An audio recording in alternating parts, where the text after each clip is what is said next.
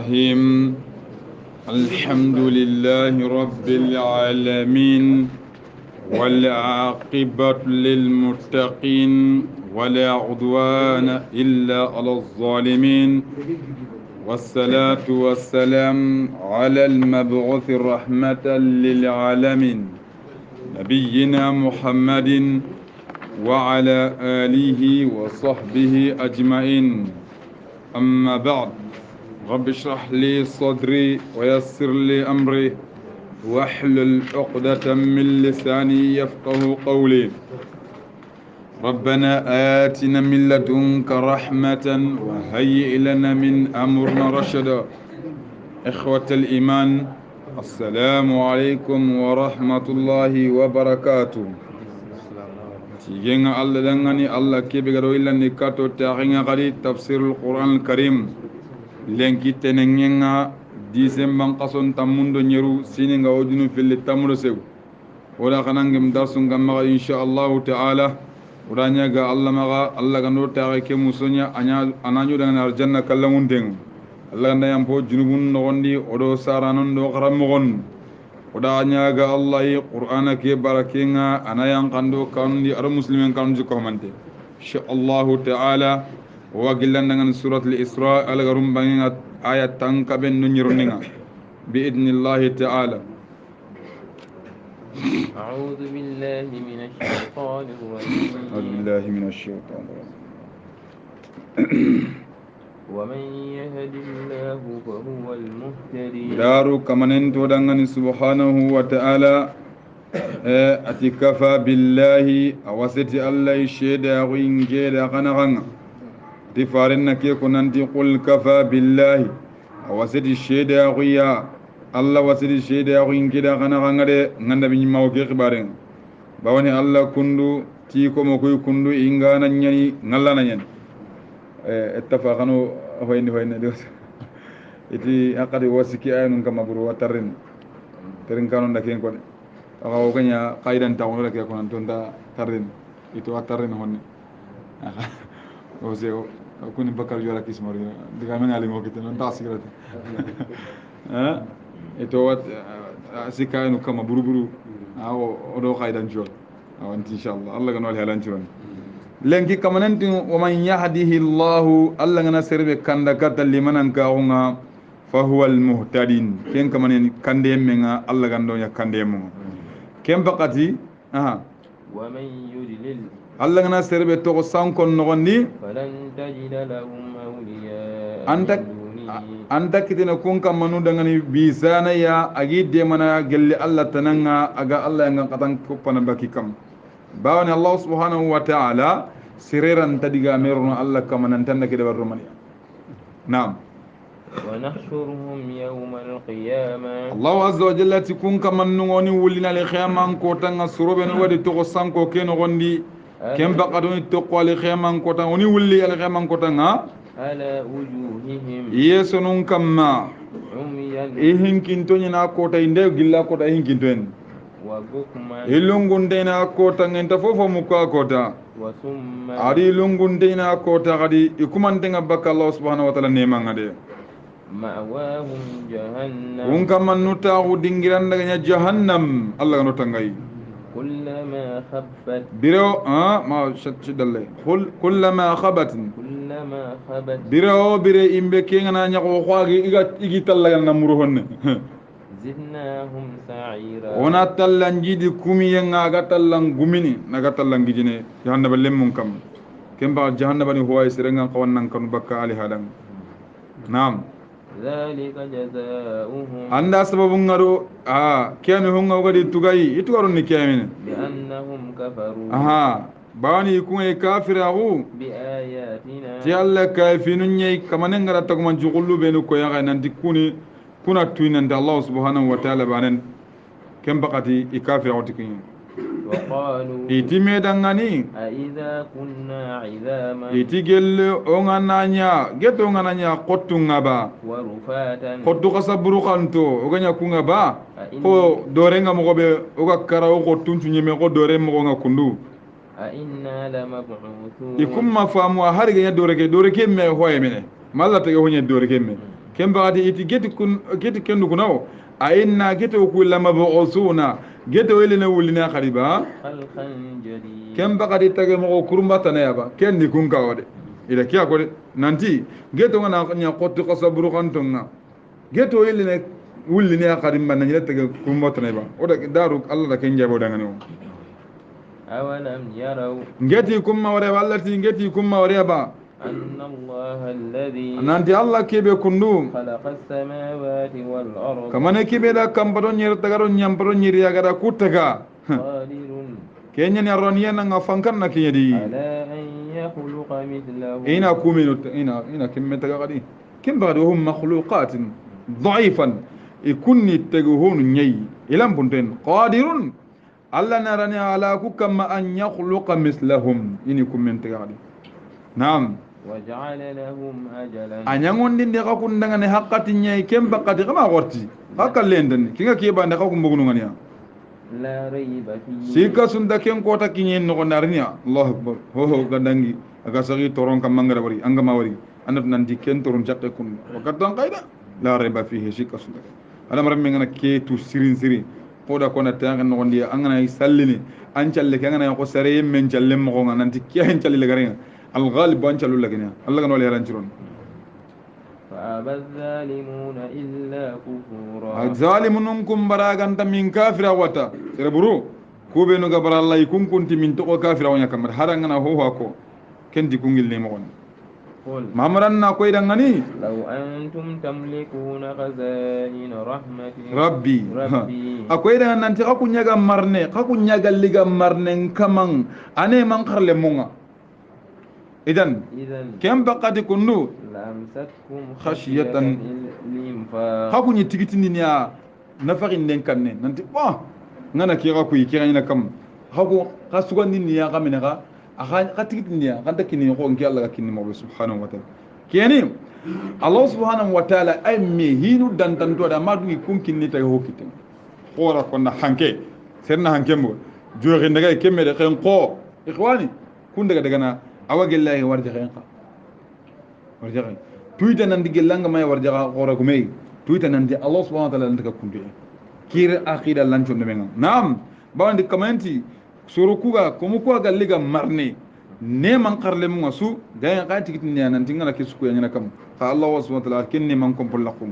ntakum kunta sarno وكان الإنسان خطورا adam ramenya akenya bakile tungane bakile daro da kon ngani Allah timma angitege maga so anda kuini maga wiga anga ankite wonju kuini angar nimi sanga du jaragini kembakati adam ramen kenya ko tungane tan naam ولقد آتينا موسى Allah dalo okin de Musa ya 9 آيات oda kayfinu kabi oda kunkin Musa ya بينات kumbangandin tibangaten wadihatin awagel ke Musa doko Musa kitte fangin bore tufanu ngame burun khibare yani dammen wada dunyen ba hummal dunye fantan khibare fore oda kusu ko ndangane halle ado gidel lage nan boxe kem bakati kusunya Allah subhanahu wa ta'ala gide muti kam magadi baysela gam kon kam magadi agisra mun daga na kusunya Musa kitte nguriya subhanahu wa ta'ala Allah ni dabara daga فاسأل بني إسرائيل Muhammad na baysela gam ko kutirna ya hono kan ni tirni ba إذ جاءهم bire kebe farengar katiya فقال له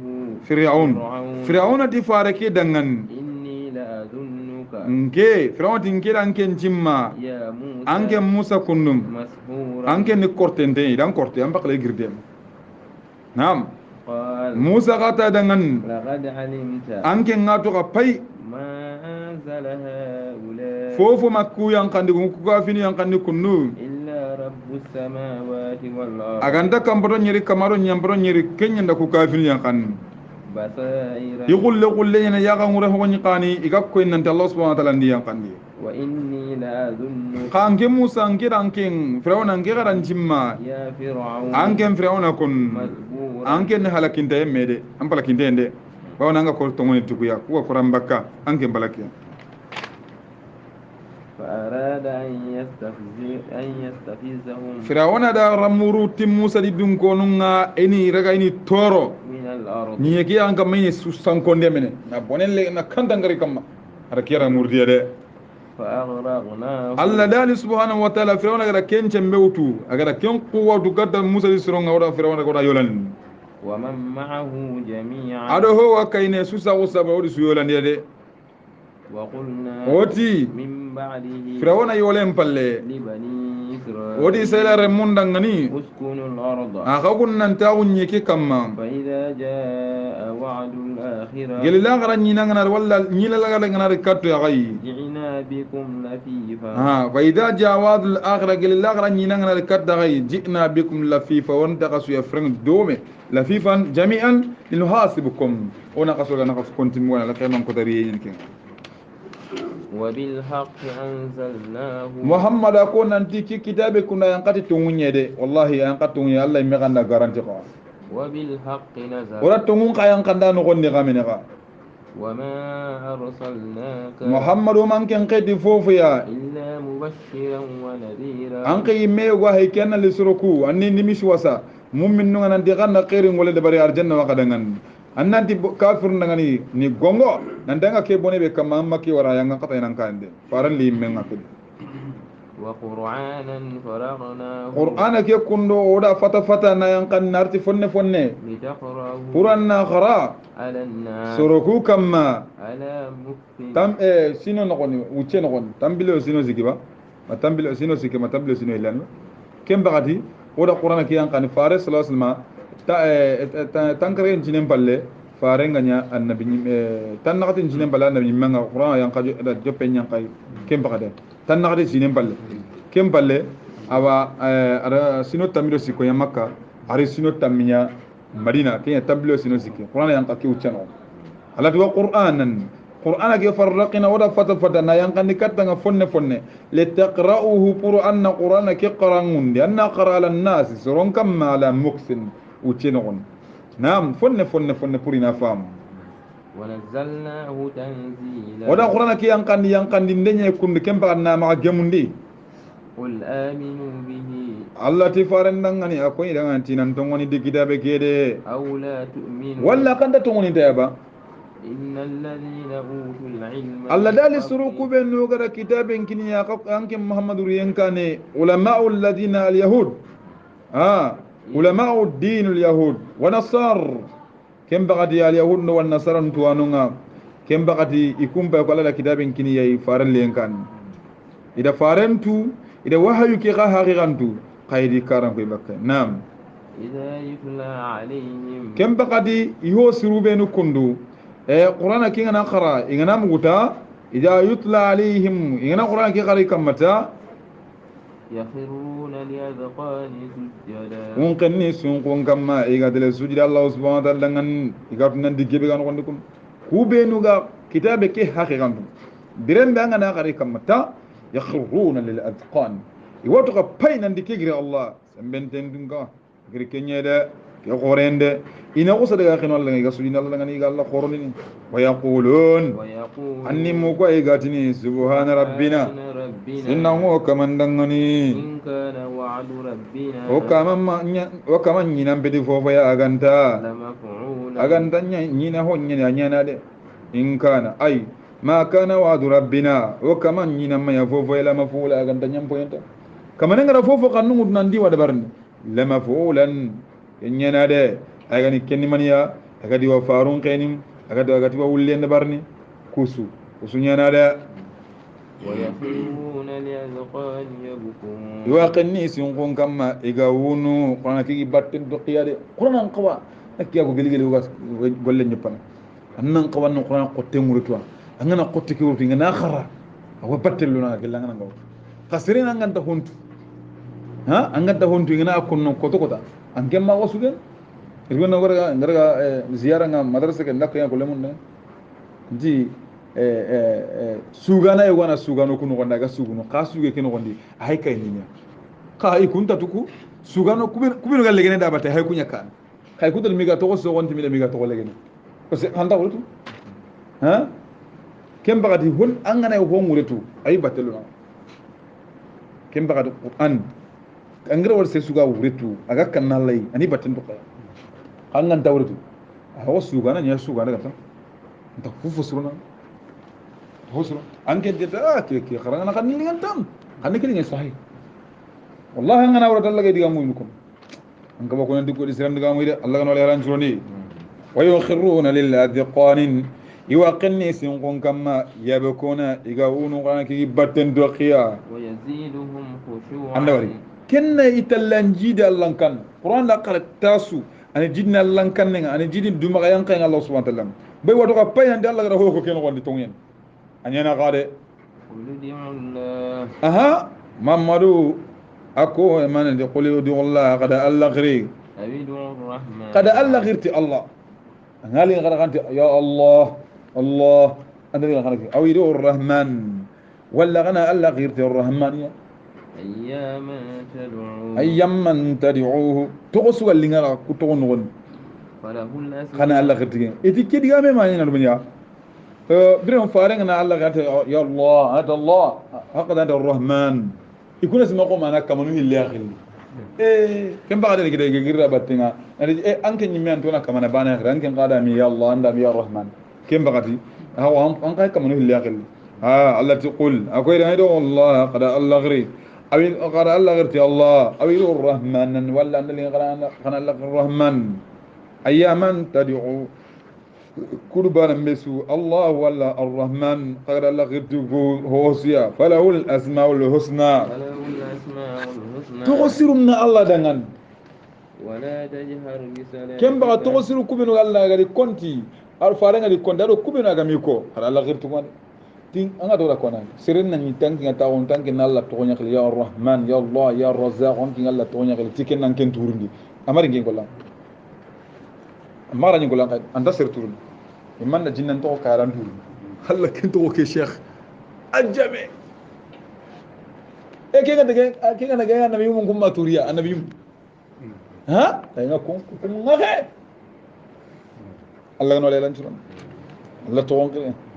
نهك إنه كبي فله الأسماء الحسنى تقولون بسرو كنا الله قال يعني ولا تجهر بصلاتك ما بانجت أنشل لك أنا يسلنا كنا بانجت فيو كما كاهرون أنا ممكن أوصل قرآن كيكا إذا فارين يسلنا يقرن إن قرآن كنا ينام كت إذا قرآن كي قرآن كي من دم قرنه إن أوصل قرآن كا كم بعد الله تعالى يقرأ سا ما أنكن نكتب كم برو كل أن قلنا ذا ممكن يقرأ كا ها ولا تخافت بها kita makan kan neki yang kan nahu ni buru har ko abinu gam pallen ta an kan kan nemuk ki gamanya kem bagada allati wa bataghi anna murunni بين ذلك سبيل anna kille murukuna ganye makan kan ngu buru ya qur'ana kana makan kan nyang kan ni buru ko abinu gam palle kan ta ho ham anna murunu kunna tusul na kan digan taw tusul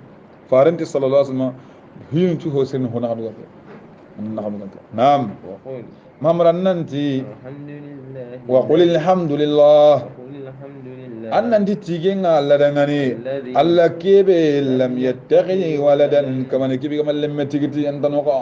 ولم يكن له شريك أما يا الله دعني قال لي جنين قاسنا لا ورا مساسا مدنا أنغري قبل من تا الله في الملك إمارة كي نقول دي فيو ولم يكن له أما يا الله دعني قوالي بيسلم من الذل كينغني هو يا هذا ديك كتير nanti ke ko ke kundu ma Allah ga duma kayan kakera Allah la walla ma ke kundu Allah ga haju gidana kata ke a dora samadu manan konna samadu gani kebe gan aga ma hata jiwa anta sembi hoy duran cikan samadu وكبره تكبيرا kana Allah qoron lempo qorende kada Allah qoron sirende kana Allah qoron mo sire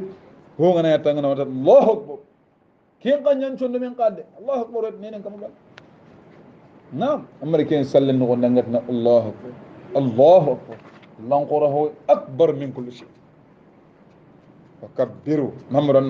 أن الله كبر كوني تكبيرا كبر ينبو قرين أن الله قرن مغسري كياني هنا أغنيا قال سورة الإسراء بيتا مغوري كي سورة وغدا جوبا دومي الله غدو وديما موغان تاغانيا دومي الله دوين دا أبركين كما ولا نيغا الله غندا خيرين كانو كان نغني futundu be ngaya no Allah gando yam pomaga wala sahaban gida ko Allah gando khayure kem bakadi wal nantaqil wana girni kata suratul al-kahf suratul kahfi iga sura be khille gidin kappe dun ko nun sura ke sura kunu qur'an me rabatni na kenni sura tammu no segundi ne ayan ka fare ma makka kamedo ayun tammen ke sura ni sura na fare ngati juma o juma an nakhara juma su juma kota an nakhara kimba kenda qannin na ganna suratul kahfi khara fare na fason da qur'an go da batima suratul kahfi qarangin tire juma ko damba kimba kati onan droto fare na ga wana diserbina ayun tamitanga baka kahfi jungarum walla la garu ni damba anga tangane baka masihu dajjal masih kimba kati e ke sura kundu serenga na sine qasu tamido hilina juma suga keno nanga ke kharna ana nyen nanga gidan nanga kawana tanga kiti makamo ngana tartib juma na sura ke khar aya so baba anya ni leba juma na sura ke khar farenga asunna sireni ke hakay sunna no gondi sotu ka fi kharain Allah gana ane wondo dana na'am bismillahir rahmanir rahim ya ta suratu kahfi wanda diga men gaban nakam fonnan qal sura ke yugo kha khale suratu shabab honnan qawun chora ke kundo o ku fonnan qaw kun wata diga ke sura isi na'am wata diga ke sura isi bawoni ku fonnan qaw kundu farenga munda Allah ganta munda him ko nen maga burga lew ada qur'an amma kan be kemba na faren illa ko nan di juma na khara ko honnan qaw kibaron ni store ke saga ni onyam juma na tokoti sura ke ko honnan qawnya ida wale mutu ken ko ida wale mutu fonnan qaw so dan tani tun kanyu burenyi i jama'an no daga suron fitna ni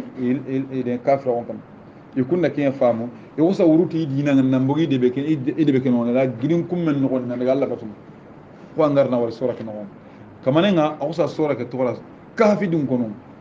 ko honnan qaw be ngiri iga wurti dina daga mo ko ngidin kapen on kamo sikisi ne ganon kamo sikisi Allah de adi kari gidin kapen no kondi ay lerni wulde gadi kamo ko sikki halle ko angarna wal sura ke no na بسم الله الرحمن الرحيم الحمد لله الذي تيجينا الله كيبه أنزل على عبده الكتاب الله كيبه ينقني يكم محمد كما غير كتاب ينقنا كما كتابك القرآن كي ولم يجعل له عوجا كما نما ينقني كتابك من ينغيران غون نميله بكتمو أي كتابك هو غير أسكلمونتين قيما كتابك كنا تلمونتين أكيدكو لينذر بأسا شديدا قرآن نعوني غجان قتم من ينغان قتا قتمنا من لدنه كن ينغان قتا كل الله بيان ويبشر المؤمنين أن مؤمن أن كن مسواسا الذين يعملون الصالحات مؤمن كبير قول سلام قولني أن لهم أجرا حسنا ننتي قول سلام بوخورين دعان ما دي براجم بوخوري أن لهم أجرا حسنا ننتي براجم بوسرين دعان يعن نمانغار جنة ماكثين فيه أبدا كنت قالني كن من نودي أبدا بددا وينذر الذين قالوا أن يمون غوتي ينغان قدنا كوبينو غوتي اتخذ الله ولدا سورو كوبينو غاتي الله لمل تيغتي أنكو غونغور نانتي كديغا مينا ورده نانتي إنك ورده ما لهم به من علم تو غسنتي ما دي كديغا ميدا كوتي ميتا ولا لآبائهم إدي هابانو سوي غنيا غدو هابانو كوبينو باتيا كوندولي كديغا مي كوننغا كوندولي كارا كودي انتو تو غونتي ما كدي كتابي مري مغا دليل مري مغا كبرت كلمة ديغان قوريا هي كوندو تخرج من أفواههم aga bakira kunno gon nanti lemme ngal ken digan qore ay kunde aga bakira kunno kamana nyimbe gati hibira kabrat ha kina wasoda kabrati kalmatan digan qore ay nanti lemme ngal ma takhruju min afwahihim aga baki gebuni de in yaqulun ay ma yaquluna intahu sukunno aga ma gara gudiye da garende gara qoren kande karabe hari in kollanta i فلعلك باغع نفسك محمد arawani nanke nganyongi ke tampini nanyongi ke halaki nanyongi ke lughla على آثارهم doku batenga إن لم يؤمنوا nanti gamatto ngondi بهذا الحديث أسفا tiki qur'ana ikundu asafa sunu qote farenga galla semine niki tele sin qengure anta qenqene hatenga tono aga girnan qenne aga daga lini aga mo surunne ngabende barne nadi karta tatta mi kan to ngondi kamanen baraki ati fa la'allaka awasina anken baykul muhammad bakhir nafsaka anganyo ngike tampinini nanyo ngike halaki ala atharihim doku battenga illam yu'minu nanti boni man ko ngama tongoni bi hada al hadith tiki qur'an kun asafa sunuqoten kana ga farenga naam inna ja'alna alla dali o ko nyangon ninni ma ala al ardi ho ganyi ki yan kamma gelli waralla kunga ado sogan jenunga oda ku yamman bunye nye ke no goni de orona soro ku oni jarabin ayyuhum ahsanu amala ikundu bana mbenga ko gani gollin juroni de anga fofo wala dunane man alla tida surtu do maniya ada mar mukuna jarabin naga wori bagade ken nema ngana magannan tasyo gir ko tan dayde pour de gel hara ma girena to kan te ka jarabi do honyen anamwa jarabi honyen alla gara jarabi kem baadi gelli nema kem mangana kata alla batano woni anda khair ke anda tallankum de anda tallankum angana nema ke war lamburo da garanda ngani halle alla nema kire kana naam wa inna laja'ilun o ko nyangon dimina ma 'alayha sa'idan jurza ma alayha hoga ni ki yaren kamma sa'ido na suya dore ya zurza su kutkunde na suya dore na su yinji daga na anya anda ke duna do kinema do ke dibolo do ke kare allati wa inna laja'iluna ma alayha ona hoga ni ki kamma sa'idan ona suya seyuranye zurza su kutkunde na su sanke daga na ina kompeta ga men daga so men tawo khaba ke mede geti ken alla ken ma ho ko de ni hoy se ken do yon to nel ngene wallahi no la yalla joni ken ni walla ken ma lo am ban sala jamaay no ni igo ngari tunga nyugo ngari dingi ari dingira wala yagaran kasam kompe ngari aga sikara watina kompe jingi balari debe kiya atina atini de ma kompe wa qasri sire wasine ila sini kamun ngana warantina kompe ke windi agara ha ko sala yagaran kasam njiban kompe kala ke kun adigira yagaran kasam wala atina dambu bakam dusi di wandi hidi anga dusi di wandi hidi gari dalu geli kamu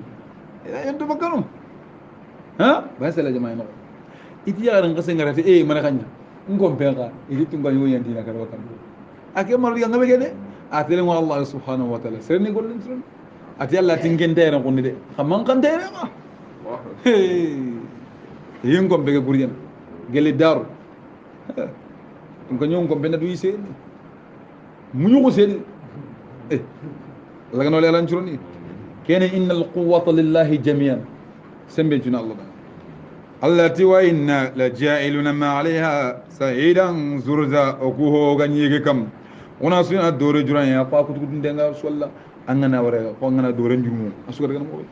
am hasibta kem baqda hari fonnan qaw ki khiba fonnan qawku hari khibaran jopere ngon ken muqaddiman ya kan muhammadum geta anken da simma ba anna ashabal kaf ita sahaba wunya do maniya ashab kaf dum soro nyangri igarn farantirni walla diga menga baburu kise wode mi nyana aganya galli bana sala jaman no gondi gidin kape dum gono nyakun noy kesra nyatani yo sagirna dina farantirni ken qawara nge farenga ati am asibata mamara anken da zimma ba anna ashabal kaf nandi kafi dum kono ko kundo adu wal hakebe to gon tan dengay kundo kanu min ayatina ajaban kenna gello ko alla kafi qoroyba asma kin kafi qoto yo kalma kafi digayti alla kem mago kamun ngirni ballal ndawre torde ndawre kendo ke kan qoten allah akbar kem balle qisan kunno إذ أول فتية درك بهونن قاونغا كوبي كاتا جيدين كوبي ولا كوانا يورتي دينا سرنغا مي دينا ريسبكت انغا مان دينا ndaro anga ma danguran dina nga igari alhala sukko ma dana kombo ko senya ganga kombo ko set baganu naro musunu naro gajanu ho wallon bo sanke man dina ma amma daro odo ido ho gari ta anga ma gemma makamo kemba gati ko wonnan qawdi kenya da gemmiya يورث ديننا الفيار من الدين من الإيمان إذ أول فتية بين مفنن قاو كوا كوبيل الكهف كتا جيرين كابينغا ندا يدي نانتانغا ده إتي ربنا أو كما أن نكرن لو من لدن أنكن الله بانا أن هن يا سبتي إنكن يتون كما وهيئ لنا من أمرنا أن wa hayyi lana anna newondi dangan min amurna gello finu rashada kande anna kande killen no da anna kande killen no kem ba sen nan qatu so andinanga anna allah nyaga nyandina faranyi kiya kun allahumma gadna allahumma thabbit qalbi ala dini ya muqallib al qulub sondo mun yilan ko pandana allah nin chondo men cabati dinan kam kedo on gaya seren ni ne no ko kabar sare kon ane ni nanya hakas ya muqallib al qulub thabbit qalbi ala dini sondo mun yilan ko pandana an nin chondo men ke sabat nan dina ke kamade allah kan sabat na kamade kuda allah nyaga nandi allah annan kinnan kin allah bangen nema be gankin allah bangen hinne be gankin allah bangen o ga sabati dinan kama wa annan ne woni dangan walla an nyuro woni dangan walla nan ne woni dangan min amrna kello finu ngar rashidun kande فضربنا على آذانهم allah subhanahu wa ta'ala ti fadarabna ala adhanihim garo gidin kappe ken gondi o katni torun kamma iranta ko ho mu ko kita في الكهف gidin kappe ken gondi سنين عددا sinan kontinu ga gidin kappe ken wondin ثم بعثناهم saga ori ulle لنعلم oro one tuindia أي الحزبين wuru jamanu ko felle be ni ga mesogini i wuccen no gondi أحصى لما لبثوا ko ganda kontin kita ahsa ko ganda konti kita lima labisu amadan أمدا igara wucci ke ko ganda ken konti kita o si hige ya kita diga men nyang gabo yogonti kian kemba Allah to di wulli jamanu ko felle kita manga kina linya kita aha نحن نقص عليك sasa muhammad annan trontirin kan faren da yare lenki sallallahu alaihi wasallam o ko na bani si trontirin kan qissa ga ngara mugu mota na qur'ana ga garen hadith nga ma ho to mon qur'ana do ke allah mi la ko atiki ke balle ma sita ando sen ma mi hude aso hayke kembal nahnu naqussu alayka muhammad o ko qissan nan dangani نبأهم بالحق ikhbarin ata ho to munte way ke ko nan إنهم فتية yo ema on kuto fonnan ko yin khirsu hede o ku fonnan ko nganna muku watiti titi serenga bone no gondi fonnan ka tilemina gonde sere boni ka dagayi ono tanyi ken problem nyai ngima wariya magabo nandi ganninga ke kundu ke siri nyani bo lagal burun ta ngani ngani Allah kan tanga bakay khallen ka halagari daro anyi sigartim putnu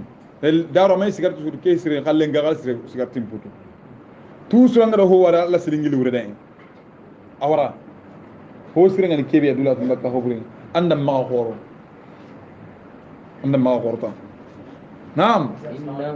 awalaikum salam okay noari aya buwa shukran nan tire kiyan ya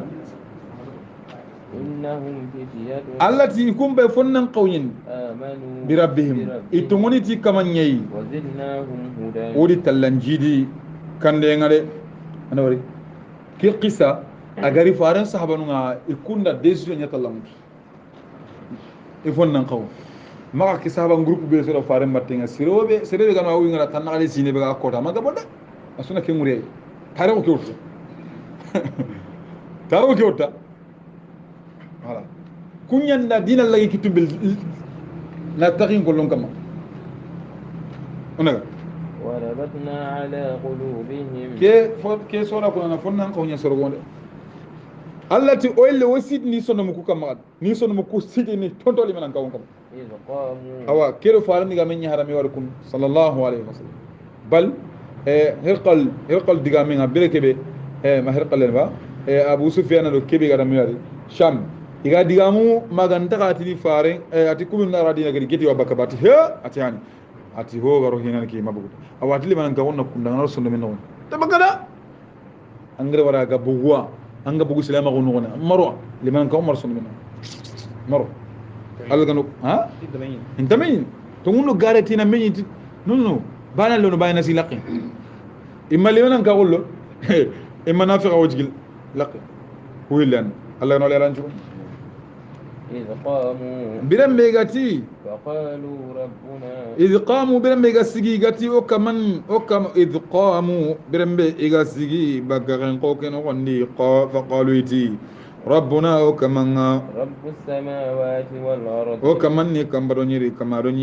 كما وكمان كي جلانغي تو كمان غدي لن ندعو من دونه إلها أنت هو خلي جللتنا كمان غدي لقد قلنا إذا شططا ongana kenda bari na hota na khri ane allah he laqad qulnan o kutiya idan kem baqad shatatan oda gara dinka kutuna sa walla kam shatatan idlal sanki o khore oda kimuna sa walla kam so serenga Allah tu annele lampini bakkanu ngani anda hoto nabatu Allah gay kem ba anda garen ko Allah kam هؤلاء قومنا soro ko haydi gam iti ko hay kino soro ma kundu اتخذوا من دونه ikunti kitin gelle Allah tananga آلهة kamananya ida kamane tanatigi Allah gahe لولا يأتون عليهم بسلطان بسلطان بين وصلوا كوغال ليغال ليتندي إيرو كجلام باتي كم مجانا دليل لتي بين دليل كي بانغا يعني فوفو سودان بيحتا ندي دليل أنا يتني وكودا وروها بنو كليا باتنغا تو دليل كيان فنان قون نغا من ترغيتي والله لولا يأتون عليهم بسلطان بين وصلوا كوغال ليغال ليتندي تي دليل إيرو كجلام باتي كم دليل بي بانغا تيغان التي فمن أظلم كنت يوم تسرنا ممن افترى ننقر سرنا على الله كذبا ممن افترى ننقر سرنا كي بيكون دي الله كما غاري كنت سرنا نانتو يوم ننقر كينا كم بقتي نغاري وندا سو الله كما تو يوم نبي غارا باتنا امين دا غولم كتون دي وإذ اعتزلتموهم بريكي بي غلاتو بكي سروكيا وما يعبدون إلا الله ادو يغان ان كنت هو سبتا اتي كونغا igalato baki soro kuya iti kunta ho batta ganta Allah baniya فأووا إلى الكهف kamanenti odi kahu katta gidin kapenga ينشر لكم ربكم ankam ikamanga yanshur lakum aga sankini dengan rabbukum ikamanga من رحمته gelini ma Allah subhanahu wa ta'ala gini malagana sanki kamma ويهيئ لكم agama age mundu kunda ngani من أمركم kada ngani gelli qafinunga مرفقا maka gemmenga kamanena maka gemmenyi khibaringa de وترى الشمس annak yengar nongani إذا طلعت igani gidin kapeke no gondi kundu kiyenga na bugu ويقرنا ها angana watara shams annak yeki war kun idha talat kiyenga na bugu sogoba baqadi tazawaru ana mile anga fihim baki gidin gabegeya ذات اليمين tembanginga وإذا قربت kiyekenda yekenni gaminiga تغردهم ana lato bakiya ذات الشمال no ken banginga ana wari ikunga gidin kape kun raqen winde kata kamwa kiyekenda randa telemo wala raqen winde kemba kiyekenda kata telemo ni kuma tusru kiyanga ne bakka ne telemo ta kimba nangiro kimba kambanga kemba di ay de tembang kiyega gati itembang kemba kiyanga ne lenka qadana nam nan qidwa kiyega gati no kembanga tusru ikunga kiyekenda kitan وهم في فجوة men ikunga yuru en wonde gili gidin ko megen won wa yuru en wonde gidin ko megen ay to kan diga liirede inde liirede ذلك من آيات الله kina gelli Allah kafin nyay kundu من يهد الله Allah ngana serebe kanda فهو المهتد ken kamanya ne kande menga Allah gando kanda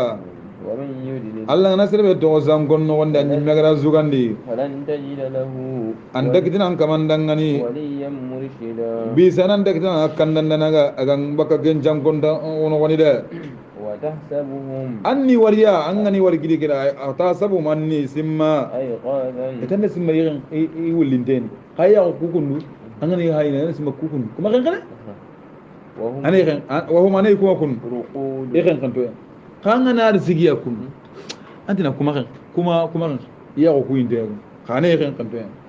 ونقلبهم oni illan ku paga menga ذات اليمين tembanginga وذات الشمال alno gembanga al koy madala sanga hikara kama nonga bonno walla kesu ko man dalla ge isorgono gidin gombe gano وكلبهم itigatele gidin ka begeno wullena warri batinga i wullenka باسط ذراعيه akka fenga kemba intenga بالوسيط gidin kummege senyuralla igaro kummege no gidin wulle kre asawkida ko wullena son tanga ni kittu ni kananta ko sagondi kundu nanya ko ga sellanya hayni kundu ken ka saka kundu لو اطلعت عليهم Allah subhanahu wa ta'ala law talata alaihim angalli gan nyingi hukamma وليت منهم firaran annam palle ko nyanga wuru ولملئت منهم رعبا am pakka bakkiya geli joten nam pakka tep anga kaniya kusanga kusandam kimutu ku kan hibendam ha angana wari kam law talata alaihim angalli gan nyingi kamma igani al halabe gidin gumme kenon la wallayta minhum am balla ko ini bakiya firaran uriya an uru bakiya wala mli'ta minhum am pakka gelle ya ru'ban joten nam bakade jotel nan jonno men anga kan khibare kede ya isa mo kede nam وكذلك بعثناهم allati kundu men ogadi wulli ليتساءلوا puri nan tirnindi بينهم imena me tirni kita iga wulli kita imena me tirni قال قائل iti ga nyiruno e wondi ro soban bakati igay wulli nya wulli ne lem bakati yono gati ro ne lem bakati igay wulli soban bakati kita yeme ko tan kita qala qailum minhum ko nganati no ko kita كم لبثتم iyo kala man me uchere قالوا iti meda ngani لبثنا يوما o kuda kota nyere أو بعد يوم walla kota takande kele wara soba kata midim bakati nga o wulli قالوا iti meda ngani ربكم imen wa أعلم. kol sahaba kita higira ila diga menye kata tawhid ngum na kunna to siguna diga menye kata allah ربكم أعلم iti kakka manye na tu bima labistum hada uche be yero kunne de فابعثوا أهدكم sasa iti qalsu ni ma igatel le kota be qalsu ni ma jiba mundi ilo kun qalsunu yusa sirbana khina digenda kanu no anda wode mai go hon ken ken ko bono igu ga gel no wane tunga jugo be galo ken tano ken ka be galo ken ka tano ay uccendalla kamo sikisi ne ko garna warni ken baga de ken kun qalsu ngara ken yara hike wayba ya ikira itiga ken saka ngara qalsu ko hay dikke ku kun dalla ku te mun dalla ko mo sawari gel jaran ki ko sun de ngem sene kita awa tarugun ken no nande soro yinde be ken no ne do fonna ka be dem wuru bakade be ken no ne ikilo ko sada war kin ko kita ko sa girdo higi batten naam فابعثوا أهدكم بورقكم هذه kada kadu banan be kai fa ba'asu ka khainin li ahadakum qadu banan be bi warqikum hadi ti kadu ko kalsiderukum إلى المدينة ko alsumiru ga kama kundu kana sere kai kata de benga فلينظر أيها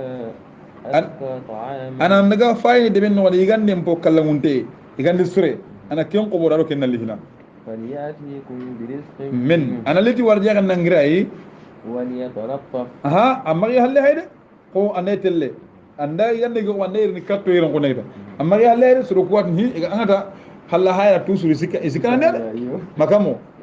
police nu ngala sir lagana ikuna jama kino woni naqasu hayna iga hayna bega ngabat fun sikante me kadal muri anya qulana ir sikante honan do atin gyan serbe sikante ga hinga na dumu eti ko eti tawnu ko journalist nu be kunde hinga nam palleti woni bagi na yo anga no ko be yahi am muram masrude girno dadi karabane ana sima yahi nya hanga kunde kidani me na ko sa koramu na ko sabu kida ken ko ne kida kenya ko iti serbe ndaga magi halle a jaman no ne shiyanu kunnar jama kedu kunni na ga hayni kun serbe halla hayanda korbo ko a hoy nanga banga ngabatele killu ba gardi kun tapu ina laga magam mo wal yatalattafa wala na dumo mo gon tawo anda de be ken wonni ko wal yatalattafa ana dumo gon tawo de be ken am magadaga ago gundonu ngay bande ولا يشعرن بكم أحدا aha serem ma tu to qayde anda ga dumo gon tawo amma ga du khotan de be ken gondi aga khallan ko dawala bay ndata ko gal sino kun takatu amma khallan ko dawala adu mo gon tawo dem إنهم andi kungari kundu soro ku kundu bone owru odinaye in yazharu alaykum إن يظهروا عليكم inda ingi hakam inda bange naga dingirantu ta يرجموكم ina ka gidnu ngalla problem na ina ka karniya أو يعيدوكم ha kini iti soro ku dangani iti kanda ya kana sire ga ndaga ganno ko bagal falyatikum birizq min alati warja galla wal yatlattaf adu mo ko mo wonta wanda de kino gonde amma ko to de bosan o ko ha ma de ke on de ke mo got kem bagati adu mo on taw de be ken won aw de be ke dun ko na me goyele ma on bo sirenga kem bagade wala yushiranna bikum ahad sirem ma tuiti khay innahum ada de be dun ko ko ko kunga in yazharu alaykum ina bangi hakam he yarjumukum ina waginu ngalla ama fam ina waginu ngalla ina ka karniya أو يعيدوكم wa walla kun kan minna ke kalle ke anta ko de walla gaina kai sagandi في ملتهم idina garante ko ama fam walan tuflihu aganda ganyine إذا kem baqadi geda abada bada aganda ganyine de ikun kanu di dina yede naam tan nagaten zat